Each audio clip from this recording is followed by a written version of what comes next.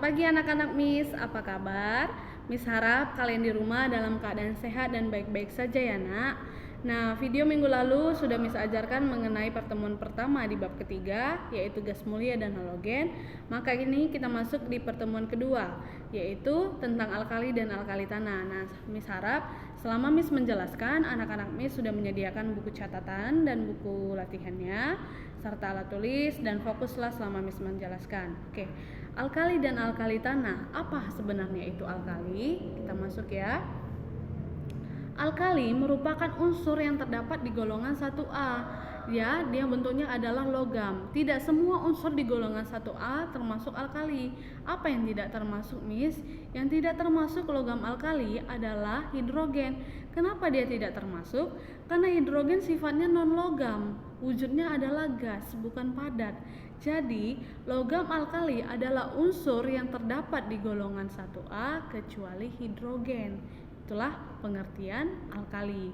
Nah, bagaimana sifat periodik dan sifat fisiknya? Nah, alkali ini bersifat alkali atau basa. Jadi, logam alkali ini gampang membentuk suatu senyawa basa karena sifatnya basa. Dan yang kedua, hanya memiliki satu elektron valensi sehingga sangat mudah melepaskan elektronnya. Iya benar ya.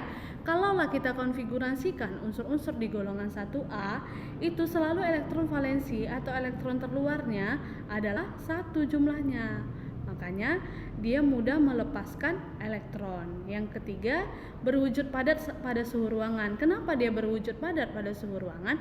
Karena titik didih dan titik lelehnya lebih besar daripada suhu ruangan. Berapa suhu ruangan? 25 derajat Celcius ya nak.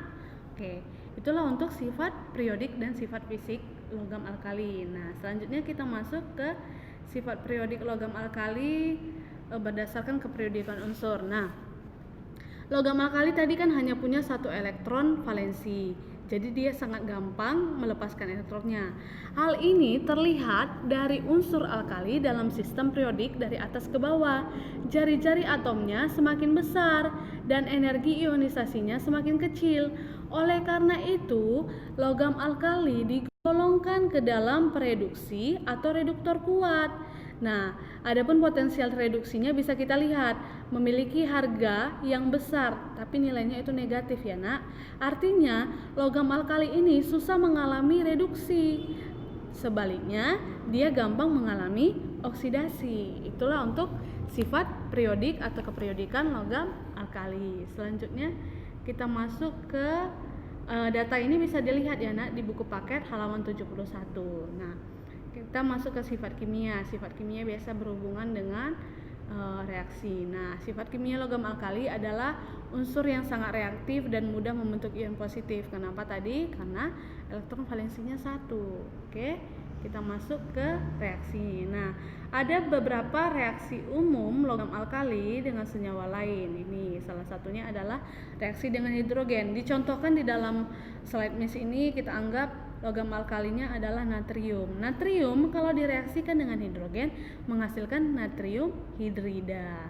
Nah, yang kedua adalah reaksi dengan halogen. Contohnya natrium direaksikan dengan gas klorin menghasilkan natrium klorida. Natrium dengan fluorida menghasilkan natrium fluorida. Natrium dengan gas bromida menghasilkan natrium bromida. Dan natrium dengan gas iodida menghasilkan natrium iodida. Yang ketiga itu contohnya reaksi dengan oksigen. Nah, logam natrium bereaksi dengan oksigen membentuk 3 kemungkinan. Ada senyawa oksida, ada senyawa peroksida, dan ada senyawa superoksida. Senyawa oksida yaitu Na2O, peroksida Na2O2, dan superoksida NaO2. Apa beda-bedanya, Miss?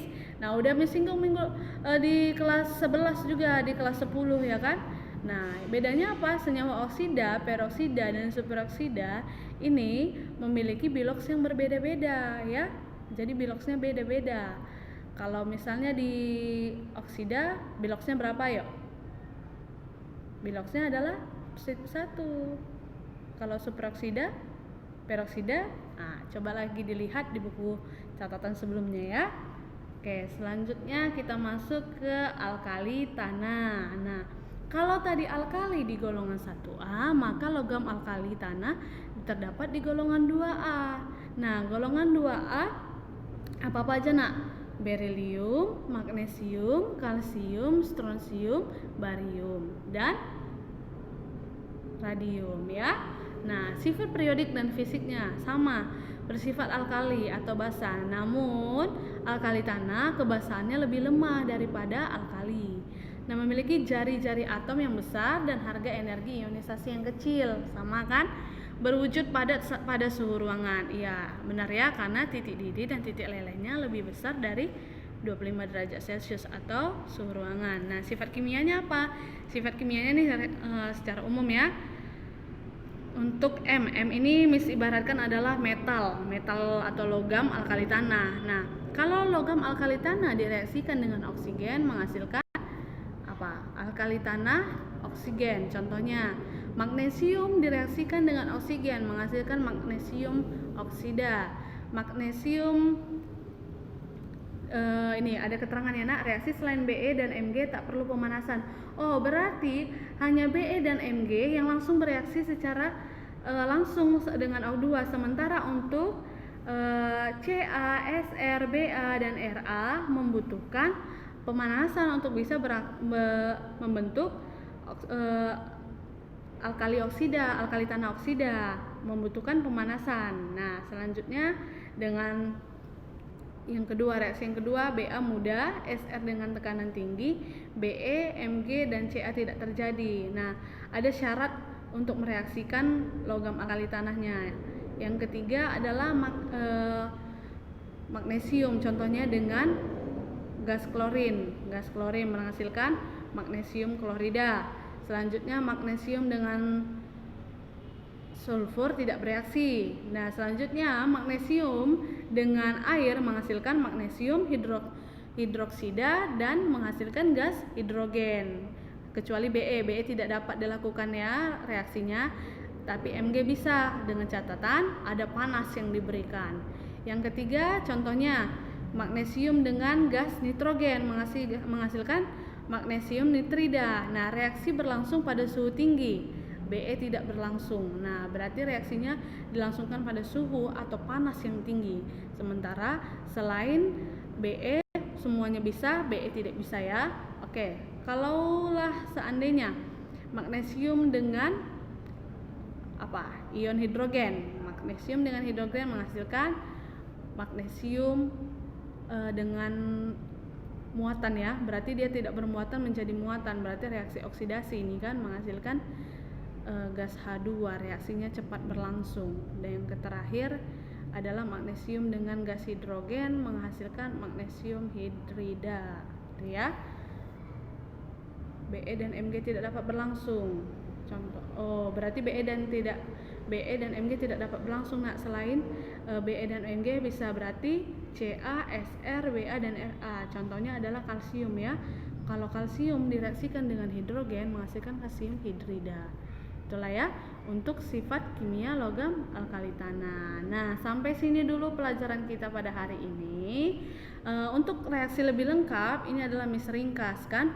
Nah, reaksi lengkapnya bisa kalian lihat di buku paket halaman 71 sampai dengan 75. Kalian pahamilah lebih baik ya.